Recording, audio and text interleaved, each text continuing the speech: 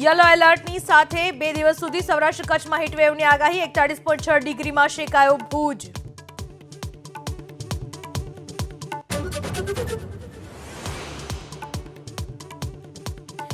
Paresh ધાનાણીની social media પર post પર યજ્ઞેશ દવેનો પલટવાર. યજ્ઞેશ દવેએ પોસ્ટમાં લખ્યું, કોંગ્રેસના ટનાટન નહીં, કોંગ્રેસ ના પાડવામાં ટનાટન અને કોંગ્રેસની મજબૂરીઓ પણ ટનાટન.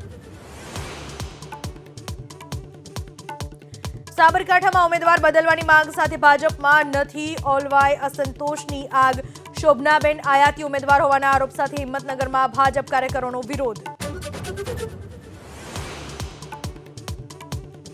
પુરુષોત્તમ રૂપાલાની માફી બાદ પણ ક્ષત્રિય સમાજમાં આક્રોશ યથાવત. બનાસકાંઠાના દાંતીવાડામાં ક્ષત્રિય સમાજે આવેદનપત્ર આપી ફરિયાદ નોંધવા કરી માંગ.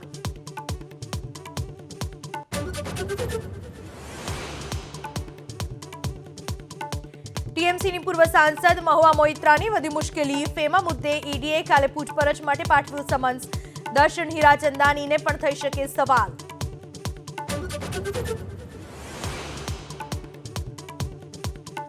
પ્રથમ તબક્કાની ચૂંટણીને લઈને નામાંકનનો આજે અંતિમ દિવસ. નાગપુરથી નીતિન ગડકરીએ પ્રચંડ પ્રચાર સાથે તો પીલીભીતથી જીતેન પ્રસાદે નોંધાવી ઉમેદવારી.